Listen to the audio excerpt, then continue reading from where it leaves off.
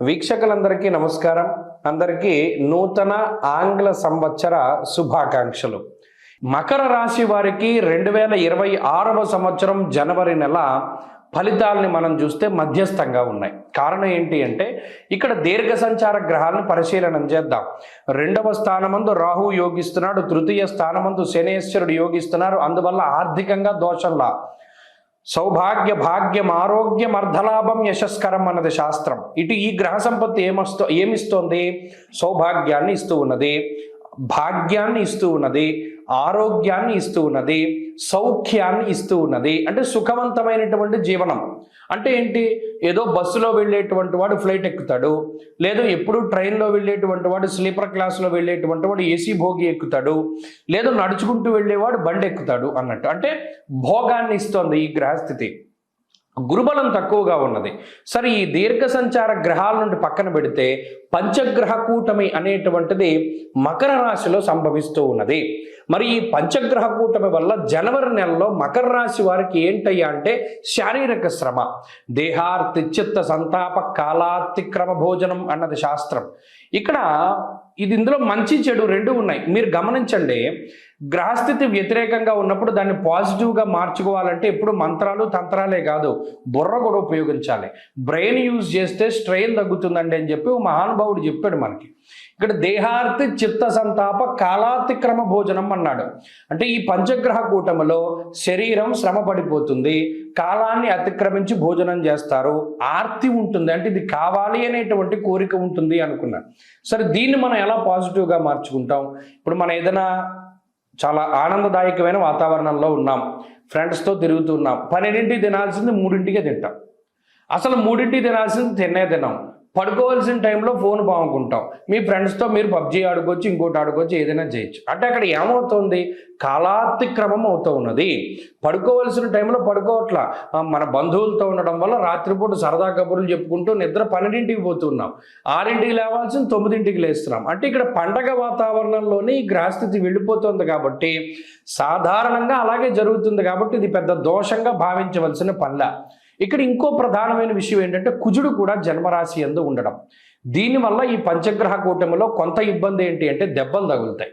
మరి దీన్ని ఎలా తప్పించుకోగలము అంటే నిదానంగా సాగుతూ ఉండాలి. సైకిల్ దొక్కేటప్పుడు, బండి నడిపేటప్పుడు, కారు నడిపేటప్పుడు కొంచెం జాగ్రత్తగా చూసుకుని ముందుకు వెళ్ళిపోతూ ఉంటే పరిస్థితులు బాగుంటాయి.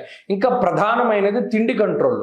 ఎలాగో కాలాతిక్రమ భోజనం అవుతోంది కదా, తిండి కంట్రోల్లో పెట్టుకుంటే ఈ అనారోగ్య సమస్యల బారిన పడరు. ఎందుకంటే ఇక్కడ అజీర్ణమయ సంతాప అన్నాడు. ఈ గ్రహస్థితి పంచగ్రహ కూటమి కేవలం ఉదర సంబంధమైన సమస్యలు లేదా తిండి వల్ల సంక్రమించేటువంటి రోగాల ద్వారానే వస్తూ ఉన్నది. తాగేటువంటి నీరు, తినేటువంటి భోజనాదులు కలుషితం అవ్వడానికి అవకాశం ఉంటుంది. వాటి నుండి మిమ్మల్ని మీరు కాపాడుకుంటూ ముందుకు వెళితే మకర రాశి వారికి అద్భుతమైన ఫలితాలు ఉన్నాయి. ఇక్కడ చూసారా, గ్రహస్థితి ప్రతికూలించినా దాన్ని పాజిటివ్గా మీరు మార్చుకున్నారు. అలాగే దైవికంగా కూడా కొన్ని చెయ్యాలి కదా. జన్మకుజుడు జన్మరవి యొక్క దోషాలను పోగొట్టుకోవడానికి ఎక్కువగా విష్ణుమూర్తి యొక్క ఆరాధన, స్థితికారకుడు మహానుభావుడు విష్ణు సహస్రనామ స్తోత్రం కానీ, వైష్ణవ క్షేత్ర దర్శనం కానీ, విష్ణు అష్టోత్తర శతనామావళిని కానీ పారాయణ చేస్తూ ఉండడం ద్వారా ఈ రకమైనటువంటి గ్రహస్థితి బయటపడతారు. ఏకాదశి వ్రతాన్ని పాటించడం, ఈ నెలలో వచ్చేటువంటి 2 ఏకాదశుల్ని కూడా ఉపవాస దీక్షతోటి చేయగలిగితే కూడా ఈ గ్రహస్థితి పంచగ్రహ కూటమి మిమ్మల్ని ఏమీ చేయదు.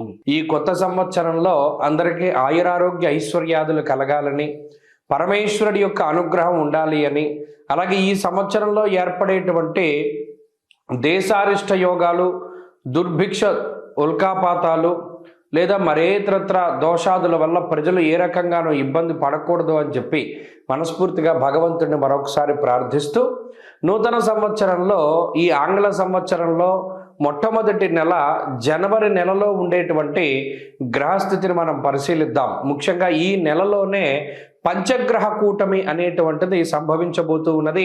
దానికి సంబంధించినటువంటి ప్రభావాలను సైతం మనం విశ్లేషణ చేసుకుందాం.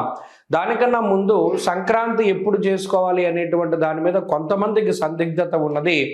నిజానికి భారతదేశ ఆమోదిత భారత ప్రభుత్వ ఆమోదిత దృగ్గణిత పంచాంగ రీత్యా 15వ తారీఖు నాడు సంక్రమణ పుణ్యకాలము అనేటువంటిది అందరూ గుర్తుపెట్టుకోవాలి.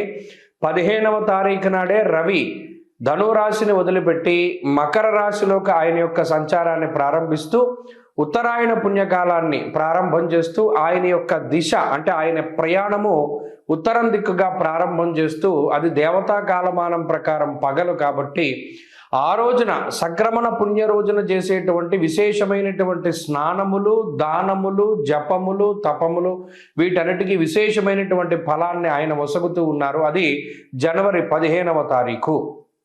కాబట్టి ప్రభుత్వం కూడా సెలవులు ఆ రకంగానే ఇచ్చింది కాబట్టి ఏమాత్రం సందేహం లేదు. 14, 15, 16 పండగలు ఈ విషయాన్ని దృష్టిలో పెట్టుకోవాలి. ఇక జనవరి నెల ద్వితీయార్థంలో అంటే 15వ తారీఖు దగ్గర నుండి ఏర్పడేటువంటి పంచగ్రహ కూటమి చాలా విశేషంగా దీని గురించి చెప్పుకోవాలి. మకర రాశి యందు రవిగ్రహము, కుజగ్రహము, శుక్రగ్రహము, బుధగ్రహము, చంద్రగ్రహము వెరసి 5 గ్రహాల తాలూకు స్థితిగతులు ఇది కాలపురుషునికి దశమ కేంద్రమందు ఏర్పడుతూ ఉన్నాయి కాబట్టి ఇది విశేషంగా ప్రభావాన్ని చూపిస్తూ ఉంటుంది. దేని మీద?